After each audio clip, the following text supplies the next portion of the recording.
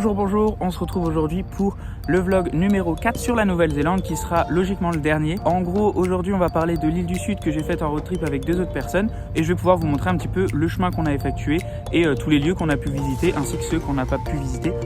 Donc voilà, étant donné que sur la dernière vidéo on s'était arrêté à Wellington dans l'île du Nord, je vais commencer directement par Wellington pour vous expliquer ce qui s'est passé après ce truc là. Donc voilà, j'espère en tout cas que ça va vous plaire.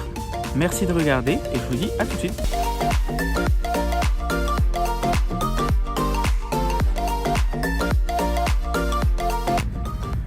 On va du coup partir depuis Wellington sur l'île du Nord.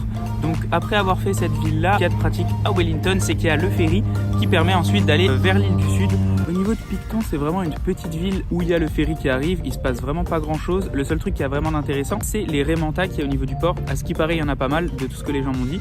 Moi, je suis arrivé en pleine nuit avec 2 heures de retard sur le ferry, plus de bus. C'était plus compliqué. Il n'y a pas eu de remonta dans mon histoire. Mais en tout cas, à ce qui paraît, la ville est vraiment cool pour ça. Ensuite, après avoir fait Picton, ce que j'ai fait, c'est que j'ai bougé directement jusqu'à Nelson pour voir une pote à moi et derrière pour pouvoir aller faire plusieurs points qu'on avait envie de faire. La première chose qu'on a été faire quand on était là-bas, c'est qu'on a été jusqu'au lac Nelson. Donc clairement, moi, dans mon plan de base, ce que j'avais vu à faire, c'était pas dedans. Mais ça reste une dinguerie, vraiment, ça vaut vraiment le coup d'y aller. Je pense qu'actuellement c'est le lac que j'ai préféré dans toute la Nouvelle-Zélande confondue, même dans le monde entier. Franchement, il y a vraiment une atmosphère de dingo, c'est super calme, il y a une vue de super loin, franchement c'est incroyable. Réellement, je pense que c'est un des endroits que j'ai préféré en NZ. Je dirais que c'est le top 3, un petit top 3. Mais clairement, ça vaut vraiment le coup d'y aller. Après ça, on est rentré sur Nelson. Ensuite, le lendemain, ce qu'on a fait, c'est qu'on est parti directement faire Abel Tasman, qui est un parc national. Clairement, c'est énorme, c'est vraiment super sympa à faire. Après, petit conseil, c'est que en gros, il y a plusieurs possibilités de le faire. Il y en a qui vont y aller pendant 3 jours. Vous prenez genre tout ce qui est pour randonner, pour dormir, etc. Et vous pouvez faire tout le parc en 3 jours et dormir à la Belle Étoile. Ensuite, sinon, il y a la possibilité d'y aller sans rien réserver. Et en gros, vous faites une partie du parc. Mais après, derrière, vous devez faire le retour. Donc, vous faites entre guillemets de la découverte que sur 50%, vu qu'après, vous revenez sur vos pas. Ou alors, il y a l'option qu'on a pris nous et qui est prise par pas mal de gens, c'est les shuttles. Donc en gros, il y a des petits bateaux qui vous emmènent à un endroit dans le parc et derrière, ils viennent vous rechercher à un autre. Donc ça vous permet vraiment de découvrir sur tout le chemin et ensuite de rentrer à la maison. Donc c'est ce que je conseille le plus. Et franchement, c'est un parc super beau, super intéressant, super naturel. Il y a plein de trucs différents, genre en mode des fois tu es dans l'eau, ensuite tu pars sur la forêt, ensuite tu as de la plage. Franchement, c'était super cool. Moi, j'ai vraiment adoré. Seul côté que j'ai un peu moins kiffé, c'est juste que il n'y a pas de présence d'animaux. Il y a vraiment très peu d'animaux à part des oiseaux. Moi, voilà, un petit serpent qui passe, j'aurais pas été contre. Ensuite, après avoir fait ces 2 jours ou 3 jours à Nelson, on est reparti directement vers Kaikoura. Au niveau de Kaikoura, ce qu'il y a de super intéressant, c'est surtout la plage. Et il y a aussi la possibilité de faire de réserver des bateaux pour aller voir ou les baleines ou les dauphins. Donc clairement, nous on a fait les dauphins, c'était super intéressant. C'était long, franchement ça valait le prix, etc. Le seul petit hic entre guillemets, c'est vraiment si vous aimez les dauphins mais que vous aimez aussi les animaux, c'est un peu compliqué de savoir si toutes ces entreprises-là sont vraiment respectueuses des animaux, étant donné que quelqu'un qui n'est pas respectueux va quand même faire genre qu'il l'est. Donc clairement, c'est un peu compliqué à ce niveau-là. En tout cas, ça reste une très bonne expérience. Vous verrez sur les vidéos, c'est quand même une dinguerie. Clairement, si on aime les dauphins et si on n'en a jamais vu, ça, il n'y a vraiment aucun doute là-dessus. Ensuite, après avoir fait Kaikoura, on est allé directement vers Christchurch, qui est une des plus grosses villes de l'île du Sud. Et on y est resté environ 3 jours, histoire d'un petit peu se remettre du début du voyage, étant donné qu'on a quand même fait très peu de pauses et qu'on a fait beaucoup de routes. Mais franchement, la ville était plutôt sympa. Après, on n'a pas trop eu le temps de visiter. Le centre était cool, mais ça reste une ville qui est pas trop vivante, du moins de ce que j'ai. Mais c'est possible que dans d'autres coins de la ville que j'ai pas vu, ça reste une bonne ville. Honnêtement, je juge pas une ville sur 2 jours où t'es passé dessus. Donc voilà. Mais en tout cas, on est resté quelques jours à Christchurch. Après avoir passé du coup ces quelques jours à Christchurch, on est reparti dans le voyage. Et on est allé du coup vers le sud. On a commencé par le lac Tekapo qui est un des lacs les plus connus de la Nouvelle-Zélande, surtout avec sa couleur. Donc nous, le premier jour où on a été, honnêtement, j'ai pas trouvé ça dingo parce que le temps était pas ouf, on n'avait pas trop de soleil. Du coup, ça restait un lac parmi tant d'autres.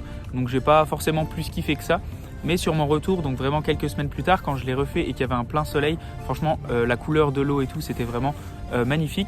Après, ça reste quand même un lac assez classique, donc c'est pas un coup de cœur personnel, mais ça reste un très beau lac et surtout très emblématique de l'île du Sud, donc je vous conseille de le faire.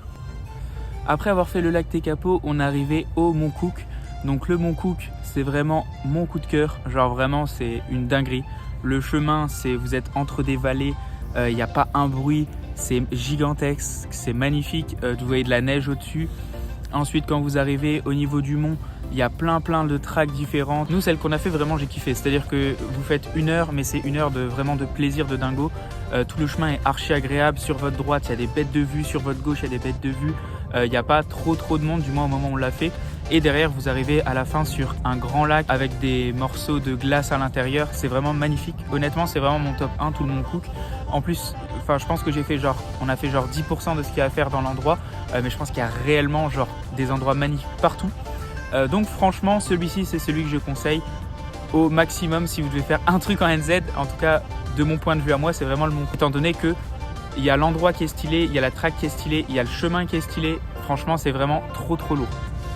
Après être parti du Mont Cook, on est du coup allé dormir à Twizel, qui est une petite ville sur le chemin. Donc on a fait juste une petite nuit là-bas, histoire de se revigorer, je ne sais pas. Le lendemain, on était reparti et sur la route, on a fait Blue Pools, qui est du coup un petit peu comme les Blue Springs dans le nord. En gros, c'est de l'eau qui est vraiment très transparente, où vous pouvez voir pour le coup, là c'était des rochers plutôt que des plantes. Donc franchement, sur toute la track, elle est vraiment pas longue, elle fait je crois 1 heure.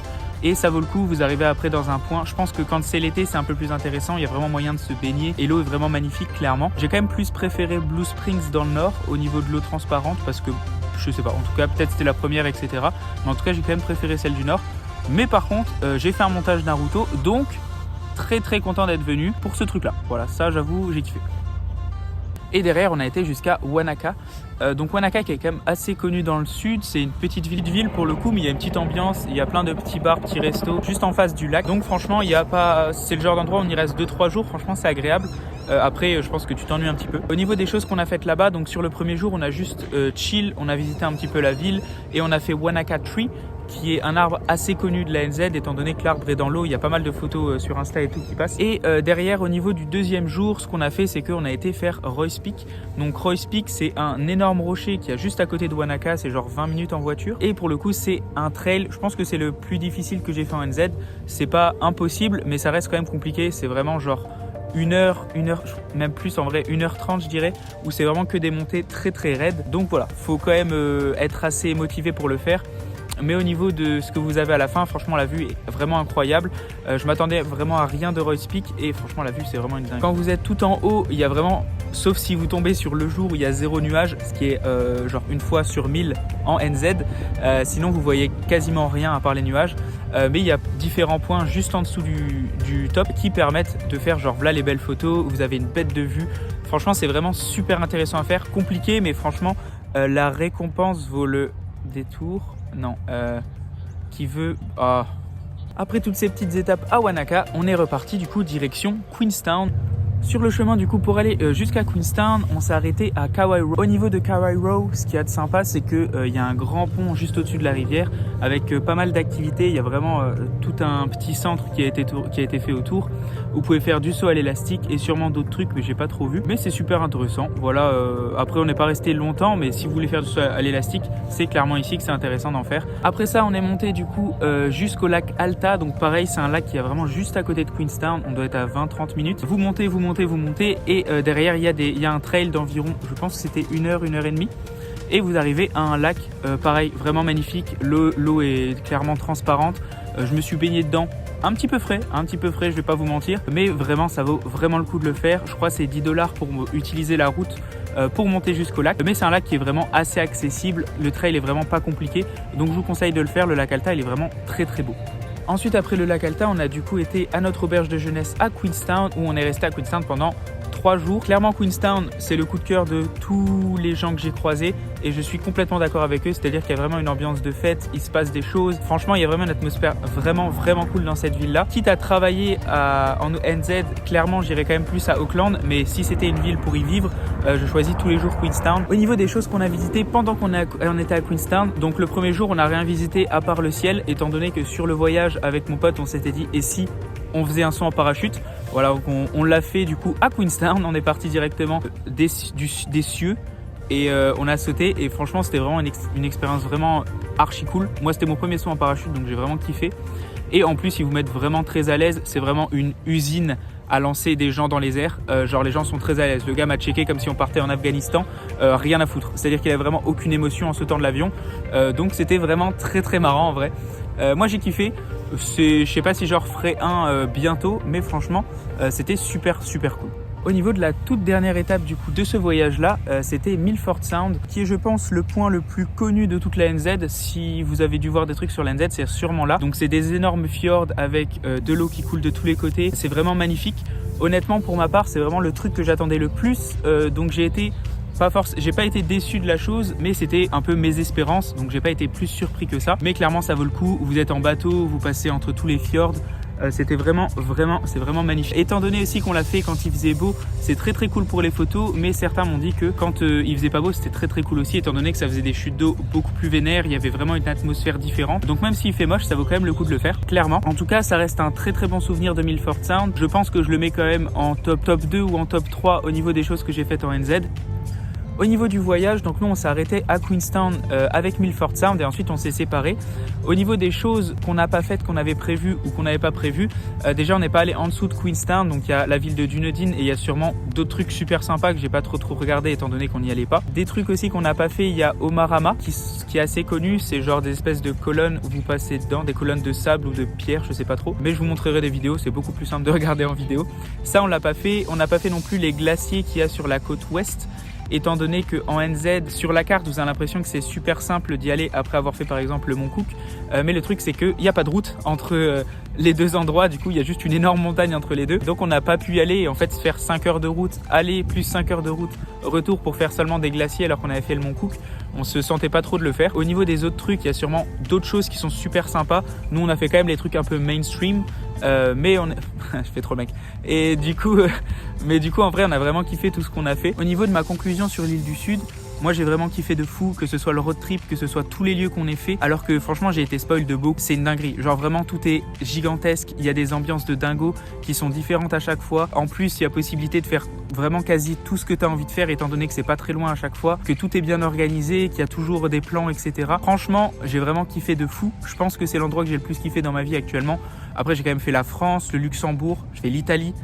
Donc non en vrai j'ai pas fait grand chose mais ça reste quand même mon top 1 monde actuellement. On verra dans le futur mais je vous conseille vraiment si vous allez en NZ de faire le sud.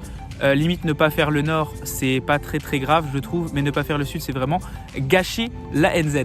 Voilà, en tout cas j'espère que la vidéo vous aura plu. Merci si vous avez regardé toutes les vidéos sur la NZ, j'espère que vous avez vu des trucs sympas. Derrière je pense que le prochain vlog va être sur les îles Fidji, étant donné que j'ai fait les îles Fidji après l'île du Sud. Merci d'avoir regardé. Ciao, à plus. Profitez de la vie. Ouais.